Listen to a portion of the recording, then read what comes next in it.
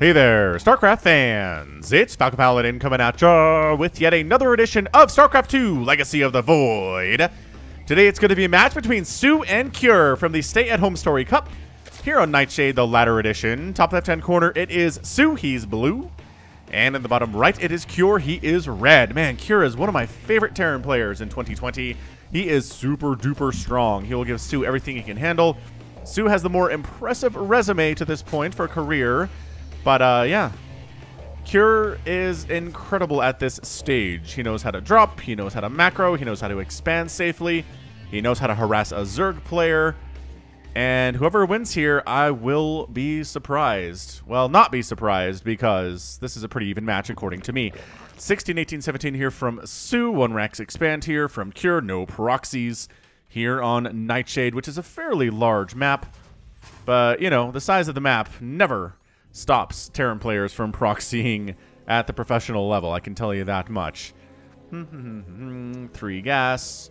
Immediately upon the completion of that refinery, there goes the extractor, and here comes the spawning pool. Cha-ching! Very nicely done. Everything coming according to plan for both players. You know, it'd be interesting if one of these games, like at the pro level, right, at a tournament like Home Story Cup or like an ESL event or something, that a player just completely whiffs on something. Like, soO just completely tries to throw down his spawning pool, but can't, because something's in the way, and he doesn't realize it, and he goes back to it later, and he's like, what? That'd be hilarious. I don't know that we ever see it, though, at least not in the games that I cast. It probably does happen, just not as often as I would like it to, just for hilarity reasons, but yar! Hit that like button if you're excited for super-duper high-level TVZ action here on the Nightshade, which is a darker map. It makes my screenshots kind of dark.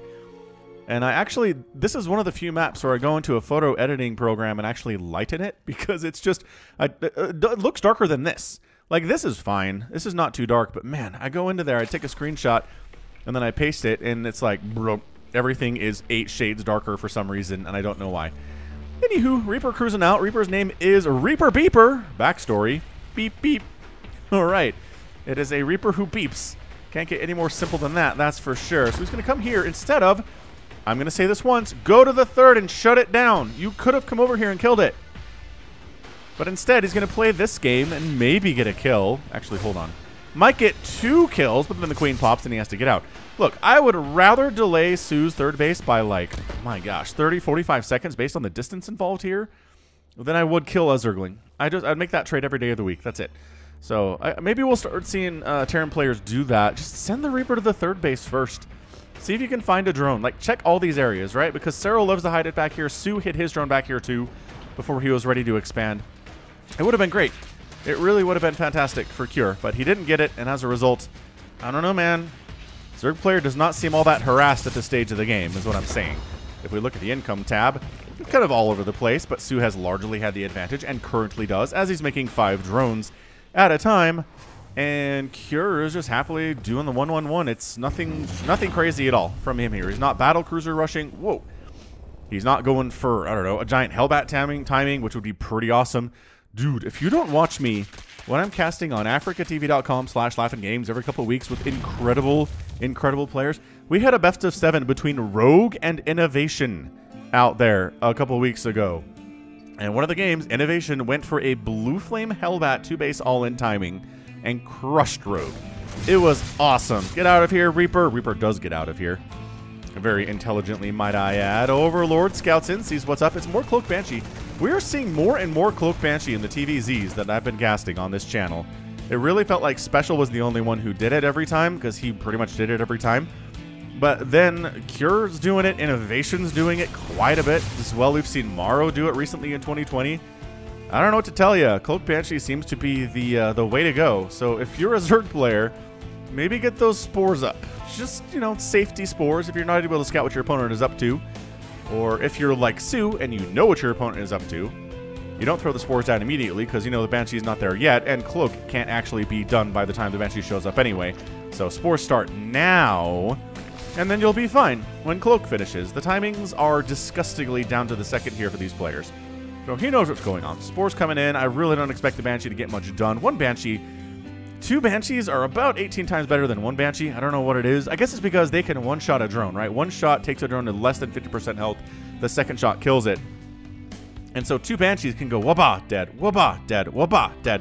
Whereas the 1 Banshee is just like, waba, and let me get you again, but a good Zerg player will run the drones away. Oh, maybe not all of them. Anyway, perhaps all of them. And they go back to work. 2 Banshees can also burn down a Queen. So I'm a big fan. If you're just going to get Cloak, make at least 2 Banshees, which Cure has done here.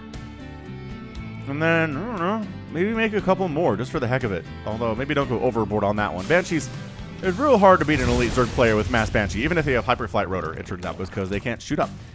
And Mutalisks will kind of wreck them in most situations. At least in direct engagements anyway. Hyperflight Rotor Banshees are pretty fast. The trick is that they can outrun the Overseers with speed, and if you can't detect them, you can't hit them, so Mutas can catch them. But without seeing where they are, it's really hard to take them down. Kind of YOLOing it very cautiously, not YOLOing, and there is Cure keeping his dudes alive. I like that quite a bit. See, 2 Banshees getting stuff done. Actually getting shots off on that extractor for reasons unknown. I don't know what that was, to be honest. I really want that Banshee. I guess if they're not going to be allowed to kill any drones, they're going to try to kill that extractor instead. Oh, the transfuses keeping it alive there, but 8 drones down. This is what I'm talking about. The power of 2 Banshees is nuts. It really allows you to get a whole bunch of kills here. This Banshee, before it goes down, is going to have 5 kills. Maybe even 6. No, not really all that well controlled. Kind of concerned about this front attack or defense instead anyway.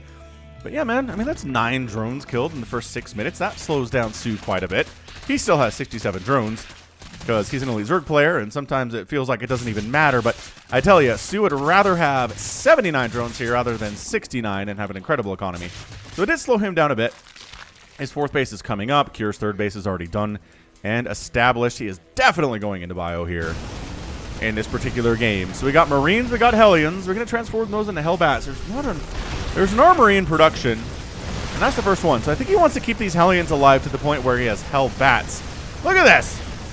soO's trying to hang on to this base, but he only has a handful of Banelings. That tank does get sniped, which is a huge victory for the Zerg player. Oh, the Queen's fighting Morlings and Banelings here. The armory is complete. It's time to Hellbat these guys. Let's go. So they can be healed up very nicely by the Medivacs. Again, when they're in Hellion form, they cannot be healed up. But when they change themselves into Hellbats, they can. Don't know exactly what the difference is there, to be honest with you. All right, man. More Banelings coming up. I think soO's going to be able to hold this. I really don't see him losing this 4th based on the sheer amount of Lings that he has, especially considering he has +1/+1. That said, reinforcements come in and chase soO away. We've seen Cure win games with this very push. It's looking really good. Did the Medivac just get picked off? I think it did. Combat shield finishing up for Cure, which is really good against these Lings. This tank positioning is sick from Cure. Terran players, make note of this tank positioning right here.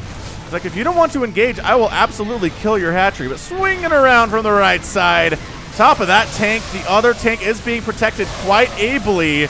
But no, Lings jump on top of it. Queen's fighting. All the tanks are gone. Only a handful of Marines here. They have 1-1, but without the support of tanks, without the support of additional Marines, it's a little bit scary there. So Cure decides to back out. Banelings from, I see you guys. I see you guys trying to go somewhere. I hope there was a base here that could kill SCVs, but instead, they're going to run into some tanks. And the SCV pull is great. And exactly 3 SCVs died. Not a great trade from soO. 4 Banelings for 3 SCVs is a horrible exchange. Rock's knocked down, so the tanks can't sit here anymore. Zerg players will do this earlier in games for the particular reason we've seen from soO. 1, 2, 3, 4, 5 bases here from soO. And Cure trying to sneak around this rock. He's going to force a cancel. The army is not in position to save this, and it doesn't have enough HP to survive more than a couple seconds. Yeah, cancel there. Lings and Banelings show up off creep, and then the Banelings show up. You pick up and you get out of there. After a couple Marines die, of course. Baneling bust! Oh my gosh, the Baneling bust. Oh, that's a better hit. Oh, 12 SCVs down. Couple supply depots down. That hurts. That was much, much more effective there from soO. Marines running in, clearing creep along the right side. This is an attack that makes a lot of sense. You got to clear that creep. If the creep starts getting everywhere, then suddenly it becomes impossible to kill bases. I know it kind of feels like stating the obvious, but man, if you're a Terran player and you're not clearing creep, you will find the creep up here at about the 12-minute mark against a good player.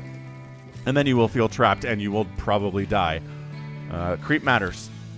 Creep lives matter. Drilling Claws coming in. Cure likes his Widow Mines quite a bit, which is very smart. We like to see Terrans go those Widow Mines against Lings and Banelings. One good Widow Mine hit could take out 10 Banelings and really help you win a game. Those Marines left behind.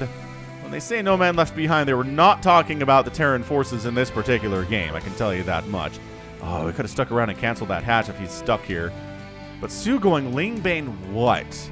It's got to be Ultralisks, right? This drop sneaking around. There's not a Spire, so these drops can pretty much go whatever they want unopposed. Spore up. Oh, yeah. Enough Lings are there. Enough Lings jump on top of that to be problematic. They have 2-2. So this has got to be Ultralisks, doesn't it? Really feel like it does.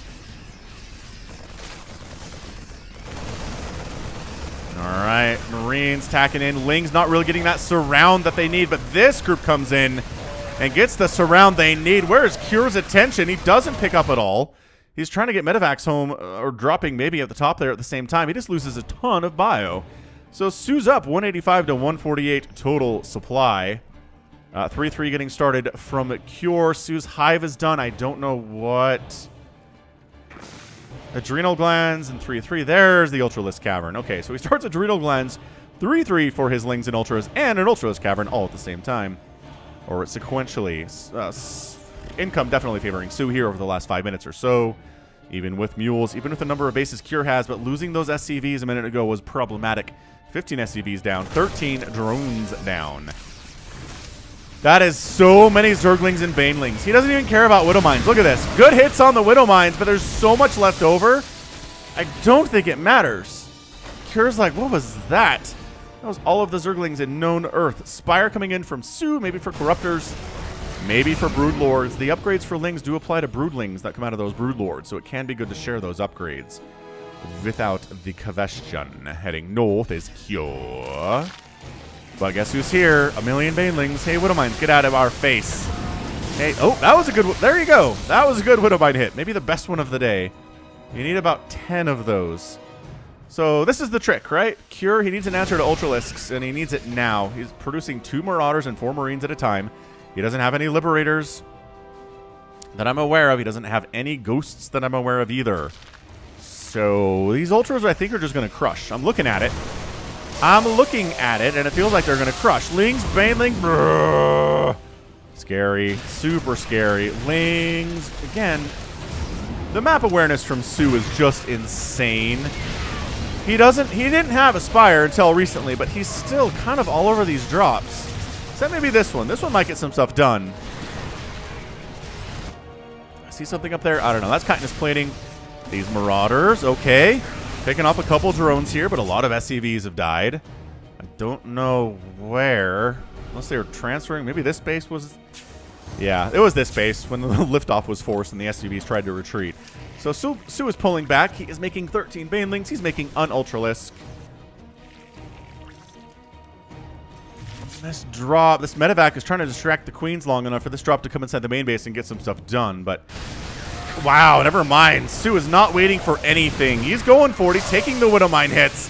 He's losing some of these Zerglings, but they almost have 3-3. They do have Adrenal Glands, and his numbers are feeling pretty weak at this stage. That is almost a planetary. But the Lings and the Baneling trying to finish it off. That's a cancel and a lift there. Marauders surviving the Baneling attack. The drop inside the main base does snipe down the Ultralisk Cavern. What? He got the Ultra Cavern.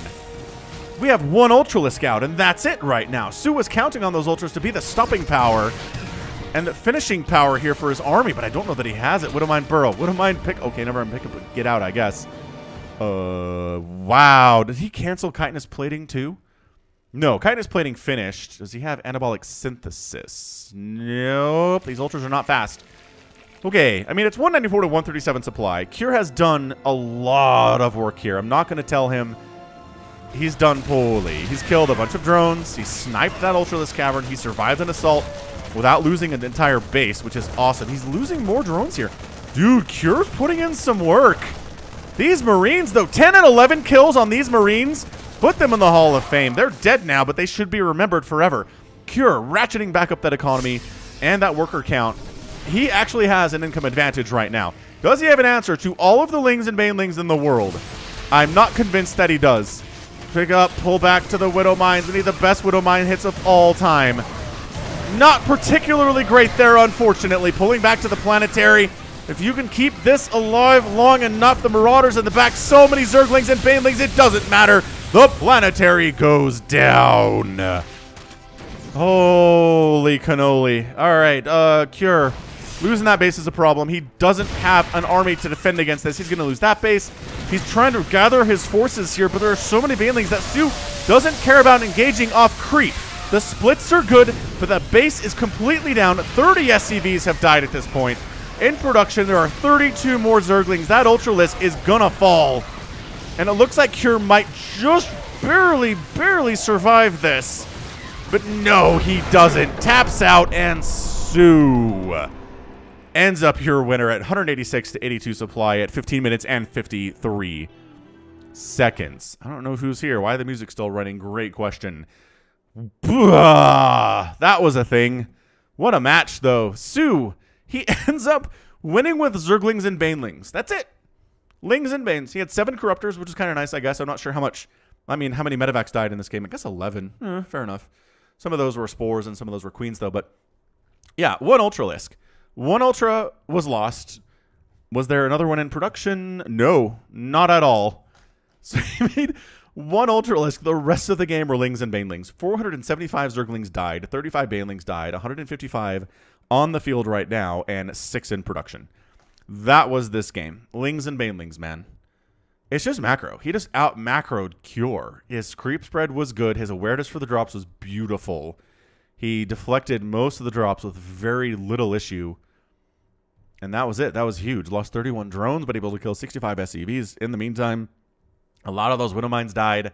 At the end of the game, there was 1 Widow Mine. And they got a couple good hits, but really not the kind of hits you want from Widow Mines. They're a little unreliable that way, it turns out. So, fantastic. I mean, just a beautiful, beautiful display here on Nightshade from soO. Again, I'm not surprised by this. Right? I'm not surprised by this result. I figured that soO had a really good chance of winning, but I expected Cure had a good chance too. But I mean, he lost. I wouldn't say he got outclassed, but he just didn't have enough of an answer to all these Lings and Banes. And I'm trying to decide what it should be. Like, if a Terran player finds himself in a situation like this, where soO, or whoever it is, just has 500 Zerglings and like 50 Banelings. Like, tanks, I guess. Tanks are a good answer, but if soO's smart enough to come at you from different angles, they're not nearly as good. That early push was definitely intended to kill soO, but again, sniping off the tanks was a big deal from soO in that defense. And he was able to hold, and from there just kind of macro his way to victory. So, I don't know, man. Walls with tanks all over the place. He really didn't make tanks after those initial 5 that died. So it might have helped, but at the same time, the angles are a problem. I don't know, man. Terran is in a tough way. Really tough way here. So we'll try to figure out ways together in the future. All right. Well, that is going to be it from me. This has been Falcon Paladin coming at ya with yet another edition of StarCraft 2 Legacy of the Void. Go ahead, hit that like button, hit that subscribe if you like what you saw and what you heard today.